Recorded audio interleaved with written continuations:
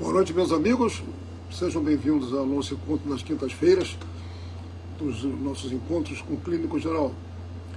Hoje nós vamos tratar de um assunto que é muito importante e requer muita atenção da nossa parte, que são os cuidados pré-operatórios. Volta e meia, quem precisa de fazer uma cirurgia, submeter-se a um processo cirúrgico, corretivo, e já deve ter passado com alguns de vocês. O cirurgião pede, então, que o paciente faça um risco cirúrgico. O risco cirúrgico é exatamente o exame que é feito, de preferência pelo clínico do paciente ou pelo cardiologista dele, e que conhece já o paciente, já conhece as doenças que a pessoa tem, o organismo dele, e vai avaliar se esse paciente é um risco mínimo para a cirurgia, um risco sério, moderado, um risco sério. É muito importante para o anestesista e para o cirurgião que esse risco seja feito. E, na realidade, evidentemente que cada cirurgia tem o seu preparo especial, tem os seus aspectos específicos, né? Mas existe um básico de risco cirúrgico, que é sobre isso que nós vamos falar hoje, que é basicamente o que o clínico e o cardiologista fazem, que, na realidade, é uma entrevista com o paciente.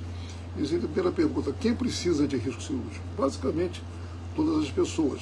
Se é uma pessoa muito nova para fazer uma cirurgia, não precisa nada, um garoto novo, adulto jovem, nunca teve doença nenhuma, né? Sim, muitas vezes nós temos algumas tendências para arritmia cardíaca que nunca se manifestaram e que podem aparecer no estresse cirúrgico durante uma anestesia. E isso pode ser detectado facilmente no eletrocardiograma pré-operatório. Então, a importância de não tratar todo mundo de maneira como se todos fossem saudáveis, que não precisassem disso, tem que seguir um certo protocolo. Que exames seriam necessários? Basicamente um exame clínico, uma entrevista, um exame clínico completo, avaliação dos medicamentos que a pessoa está usando. Isso é muito importante. Que medicamentos que eu falo para o médico que eu estou usando? Todos, sim, todos, com T maiúsculo. Não esconda nenhum.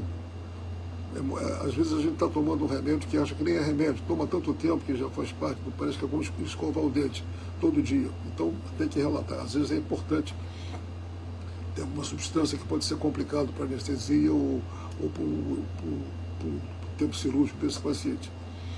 Então, que remédios deveriam ser suspensos? Aí compete ao médico cardiologista ou clínico lhe falar a respeito disso.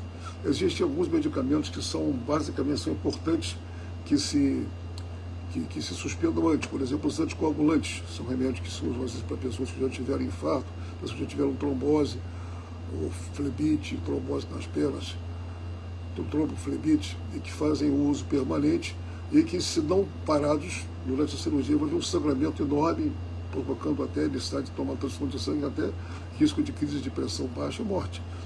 Então, isso tem que ser, em geral, 3 a 4 dias antes da cirurgia. Esse medicamento é mandado suspender e ele volta a ser tomado, em geral, 24, 48 horas depois do que o paciente tenha sido operado. Tem os antiagregantes plaquetários, remédios que afinam o sangue para prevenir doenças trombóticas, doenças isquêmicas.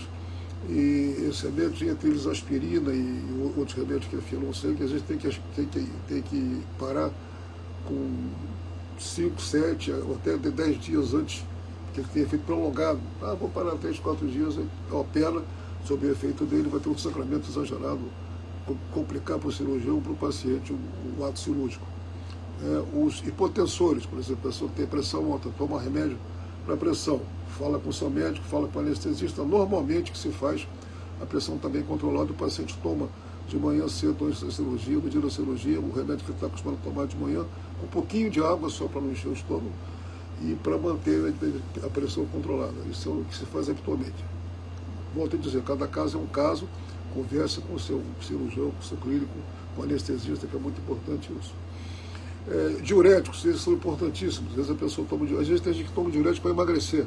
Eu estou muito inchado, ganhei peso no Natal, bebi muito, estou inchado, vou tomar uma semana de diurético. Aí toma por conta própria.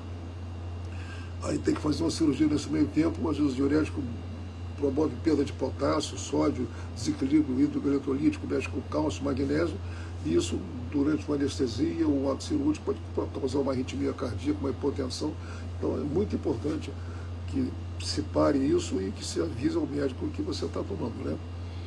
E existem outros remédios também, menos importantes, mas quero falar sobre os análogos da insulina, as canetas emagrecedoras, que estão muito na moda, muita gente usando com muito sucesso, são remédios realmente fantásticos, mas que têm o poder, vocês sabem, quem já toma, quem já ouviu falar, sabe que é usado uma caneta subcutânea por semana. Então esse remédio age por uma semana. E durante uma semana ele pode produzir uma tendência para hipoglicemia, porque esse remédio é feito inicialmente para tratar diabetes. Então você toma a injeção, vai operar daí a 3 dias, não avisa ao médico, e na anestesia você é sedado, anestesiado, não tem os sinais de hipoglicemia, que pessoa acordada é fácil o médico de detectar, pode ter uma hipoglicemia durante a anestesia que é muito grave. O cérebro nosso vive com oxigênio e glicose. Se faltar glicose durante meia hora, uma hora, glicose abaixo de 50, 40, vai provocar uma lesão cerebral, às vezes irreversível. Então isso é muito importante. Agora, desde o ano passado para cá, esses remédios são vendidos por receita controlada, ficou mais fácil do paciente falar e a gente saber quem está tomando. Mas até lá, até o meio do ano passado, os pacientes tomavam por diletantismo, né, por conta própria, compravam sem receita, e não falavam para o médico, ou por vergonha, que não queriam que ninguém soubesse que ele estava tomando, ou porque não considerava remédio. Eu estou aqui tomando um negocinho que é para perder peso, e ele nem acha que é remédio. Então isso é muito importante. Agora, a última coisa sobre isso, sobre esses análogos de insulina, né, as canetas emagrecedoras, é que o efeito terapêutico deles, uma das coisas que faz a pessoa perder apetite e emagrecer, é que eles retardam o esvaziamento do estômago. Você comer uma coisa hoje, aquilo custa a sair do estômago, porque o estômago cheio, você não tem fome, acaba comendo menos e acaba emagrecendo. É um dos mecanismos, não é só esse. Mas o que acontece? A pessoa às vezes vai em jejum para anestesia, mas com o estômago cheio, porque está com aquele remédio atuando e dificultando o esvaziamento gástrico. Então ele toma uma medicação para sedar, um remédio que pré-anestésico pode dar enjoo. E a pessoa pode ter uma noise, vomitar com o estômago cheio, já sedada, sem o reflexo de tossir para poder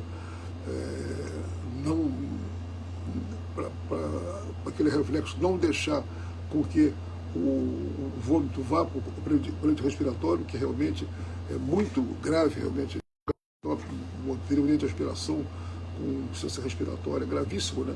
E isso pode ser evitado só você, a visão que está tomando remédio, e parando até às vezes 2, 3 semanas antes para poder evitar esse risco, né? Então, são basicamente alguns remédios mais importantes, existem outros também. O jejum, em geral, o cirurgião avisa o anestesista, para anestesia, o mínimo de jejum 8 horas, para anestesia geral, às vezes até 10 horas é importante. Hoje em dia, com alguns procedimentos cirúrgicos mínimos, alguns anestesistas estão liberando uma dieta líquida, pastosa, no dia da cirurgia, porque ele não vai mexer com o estômago, não toma anestesia geral.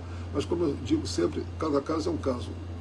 Segue a instrução do teu médico, do teu anestesista, faça o que ele está mandando, porque é melhor para você, né?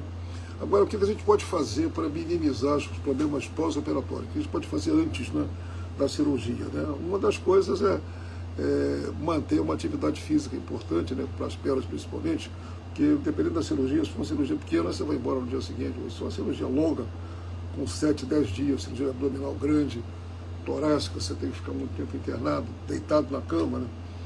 Então isso provoca uma atrofia muscular muito grande, vai te atrapalhar para você levantar, para você voltar a caminhar, tudo vai ser mais difícil, né? Então mantenha um status de tônus muscular ativo, né? Importante.